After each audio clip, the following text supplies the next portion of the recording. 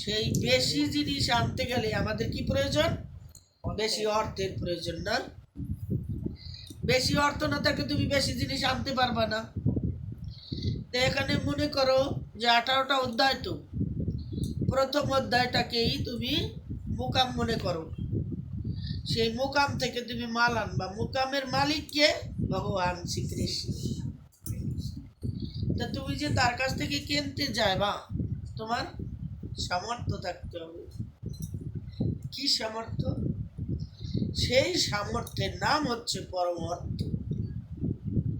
পরমার্থ যদি থাকে তাহলে ওই মুকাম থেকে মাল কেনা যায়, নাহলে কেনা যায় না। শুধু তো মাত্র প্রথম অধ্যায়। প্রথম অধ্যায় দাঁড়িয়ে আছে কিসের উপর? প্রথম অধ্যায়টা দাঁড়িয়েছে এই জগতের শোক দুঃখ কি করে নিবারণ করা যায়। যার মন ভেঙে যায় সেই মনটাকে কিভাবে আবার পুনরায় সেরকম মনকে তৈরি করা যায়। যে মনটা একেবারেই ভেঙে গেছে অর্জুনের, কেন ভেঙে গেছে? যেই বলছে যে দেখো কাদের সাথে যুদ্ধ করতে হবে, তোমার আত্মীয় স্বজন ভাই বন্ধু শ্যালক কারা কারা আছে, প্রতিবেশী উনি দেখলেন, সবাইকেই দেখলেন। যখন সবাইকে দেখলেন তখন ওনার মনটা ভেঙে গেল। ভেঙে গেল কেন? ভেঙে গেল এই জন্যে যে আমার আত্মীয় স্বজন ভাই বন্ধু যদি আমার না থাকে তাহলে কাদের নিয়ে আর যুদ্ধ করবে?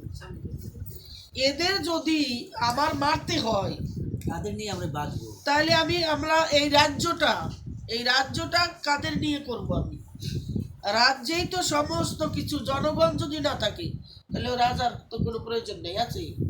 হ্যাঁ, এখন চিন্তা করলেন এরা সবাই আমার আপনজন।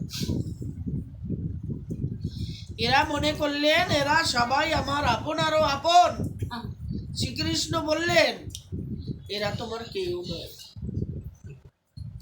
এরা তোমার কেউ নয়, একমাত্র আপনের আপন হচ্ছি আমি। আমাকে চেনো, আমাকে জানো।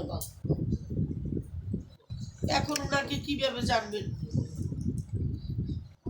উনি রথের সারথি। ভগবান শ্রীকৃষ্ণ অর্জুনের রথের সারথ্য স্বীকার করলেন যে আমি তোমার রথ চালিয়ে নিয়ে যাব। আমাদের প্রত্যেকের রথের সারথি ভগবান শ্রীকৃষ্ণ।